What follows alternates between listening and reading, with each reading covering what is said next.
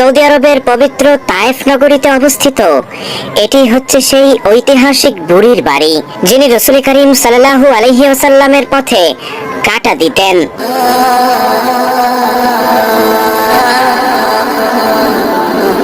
কাঁটাযুক্ত গাছ, এই যে দেখুন কাঁটাযুক্ত গাছ, এই যে দেখুন কি পরিমাণ কাঁটা। কথিত আছে যে এই গাছের এই কাঁটাযুক্ত গাছগুলো কি হুজুরের এই যে এখানে এই যে হাঁটার পথে দিয়ে দিত। আর জায়গাটা বেশ সুন্দরভাবে সময়টাকে। আসসালামু আলাইকুম ওয়া রাহমাতুল্লাহি ওয়া বারাকাতুহু।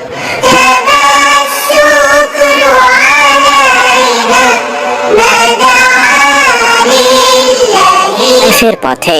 তায়েফ বরাবরই ইসলামের ইতিহাস সমৃদ্ধ একটি স্থান, কারণ রাসূল করিম সাল্লাল্লাহু আলাইহি ওয়াসাল্লামের জীবনের নানা স্মৃতিচিহ্ন বহন করে আসছে পবিত্র উপত্যকা তায়েফ।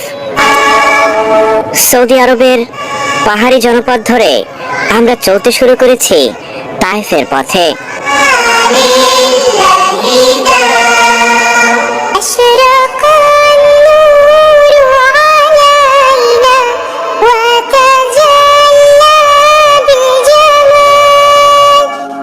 ভিডিও শুরু করার প্রারম্ভেই আপনাদের কাছে আমার বিনীত অনুরোধ, এরকম ইসলামিক আরো নিত্য নতুন ভিডিও পেতে ভিডিওটিতে অবশ্যই একটি লাইক এবং আপনাদের গুরুত্বপূর্ণ মতামত জানাতে পারেন। এবং নিত্য নতুন ভিডিও দেখার জন্য আমার চ্যানেলটিকে সাবস্ক্রাইব করার বিশেষ অনুরোধ জানাচ্ছি, কারণ আপনাদের দোয়া এবং ভালোবাসা ছাড়া বড় পরিসরে ডকুমেন্টারি নির্মাণ করা প্রায় অসম্ভব। তো চলুন চলতে চলতে জেনে নেই তায়েফ নগরী সম্পর্কে। তায়েফ সৌদি আরবের মক্কার দক্ষিণ পূর্বে সমুদ্রপৃষ্ঠ থেকে প্রায় 1879 মিটার উচ্চতায় অবস্থিত। প্রাকৃতিক সৌন্দর্যের জন্য তায়েফ অনন্য। পাহাড়ি শহর, সবুজ বাগান, আঙুর, ডুমুর, ডালিম, গোলাপ এবং বিভিন্ন ফলে সমৃদ্ধ এক নগরী। আরবের অন্যান্য স্থানের তুলনায় তায়েফের আবহাওয়া মনোরম, শীতল এবং ভারসাম্যপূর্ণ। এজন্যই একে আরবের উদ্যান নগরীও বলা হয়। ইসলাম পূর্বযুগেও কুরাইশ এবং আশেপাশের লোকেরা গ্রীষ্মকালে তায়েফ যেত শীতল আবহাওয়া ও ফলের জন্য। এছাড়াও রাসূল করিম সাল্লাল্লাহু আলাইহি ওয়াসাল্লাম বনু সাদ গোত্রে তায়েফে লালিত পালিত হয়েছিলেন ছোটবেলায় হালিমাতুস সাদিয়ার ঘরে।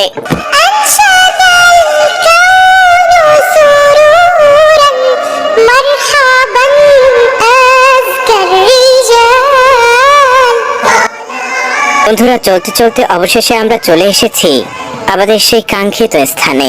প্রথমেই দেখা যাচ্ছে মসজিদে হযরতে আলী। অনেকে এটিকে হযরত আলী রাদিয়াল্লাহু তাআলা আনহুর বিচারিক আদালত বা দারুল কাজা হিসেবেও উল্লেখ করে থাকেন। লোকমুখে প্রচলিত আছে যে যখন তায়েফ মুসলিম বাহিনীর অধীনে আসে তখন আলী রাদিয়াল্লাহু তাআলা আনহু এখানে অবস্থান করেছিলেন। এই স্থানে তিনি বিরোধ মীমাংসা ও বিচার ও প্রশাসনিক দায়িত্ব পালনের জন্য ব্যবহার করেছেন। তাই তো এটিকে হযরত আলী রাদিয়াল্লাহু তাআলা আনহুর বিচারিক আদালত হিসেবে বলা হয়। আরেকটি ঘটনায় উল্লেখ রয়েছে, হযরত আলী রাদিয়াল্লাহু তাআলা আনহু যুদ্ধের পর তায়েফে বন্দী ও স্থানীয় বাসিন্দাদের শত্রুতা নিরসন ও ফয়সালা করার জন্য এখানে একটি আদালত বসিয়েছিলেন। পরবর্তীতে এই স্থানে একটি ছোট মসজিদ নির্মাণ করা হয়, যাকে হযরত আলী মসজিদ নামেও অবহিত করা হয়। অনেক স্থানীয় মানুষ বিশ্বাস করেন মসজিদটির পাথরের দেয়াল বা অবকাঠামো হযরত আলী রাদিয়াল্লাহু তাআলা আনহুর সময়কার, যদিও প্রত্নতাত্ত্বিক প্রমাণে দেখা যায় এটি পরবর্তী যুগে নির্মাণ করা হয়েছে।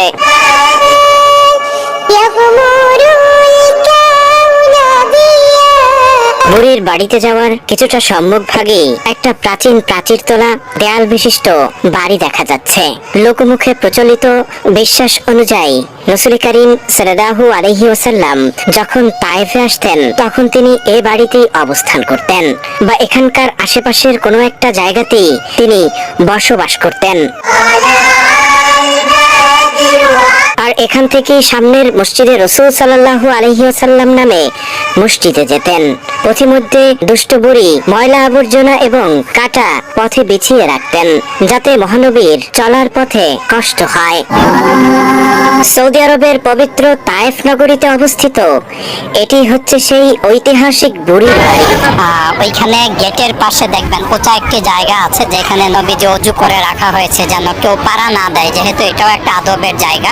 ওইটাকে বেশ একটু উঁচু করে রাখা হয়েছে মসজিদের সামনেই, পাথর পরে পরে একদম টপে।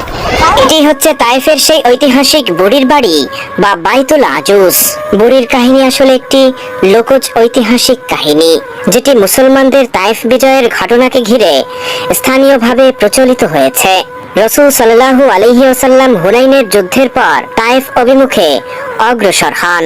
মক্কার নিকটবর্তী এ শহরটি শক্ত ঘেরাটোপে থাকার কারণে সহজে দখল করা সম্ভব হয়নি মুসলিম বাহিনীর জন্য।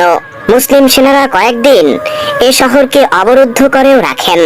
প্রচলিত লোককাহিনী অনুযায়ী তায়েফ শহরের ভিতরে বসবাস করতেন এক বৃদ্ধা মহিলা, আরবিতে যাকে বলা হয় আজুজ বা বুড়ি। তিনি মুসলিম সেনাবাহিনীকে তীব্রভাবে ঘৃণা করতেন এবং শহরের মুশরিকদের প্রতি সহনশীল আচরণ করেছিলেন। বলা হয় এই বৃদ্ধা প্রতিদিন নিজের ঘরের ছাদ বা জানালা থেকে ফুটন্ত গরম পানি, গরম পাথর কিংবা ধারালো কাটা রাসূল করিম সাল্লাল্লাহু আলাইহি ওয়াসাল্লামের হাঁটার পথে বিছিয়ে রাখতেন, যাতে রাসূল করিম সাল্লাল্লাহু আলাইহি ওয়াসাল্লামের কষ্ট হয়।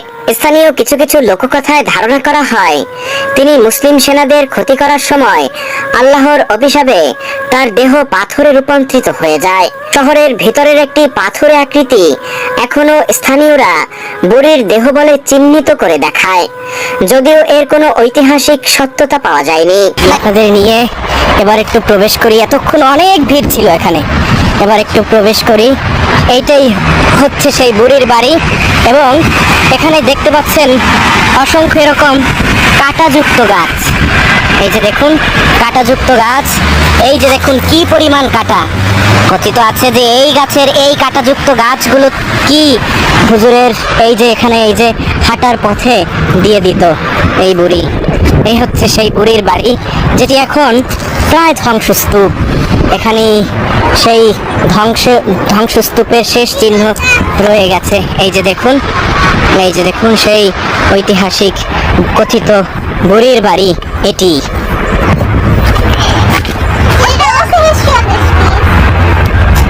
একবার রাসূল করিম সাল্লাল্লাহু আলাইহি ওয়াসাল্লাম কিছুদিন এই পথে কাটা কিংবা কোনো আবর্জনা দেখতে না পেয়ে খোঁজ খবর নিতে শুরু করলেন যে বুড়ি প্রতিদিন তার পথে কাটা দিত সে বুড়ি কোথায়।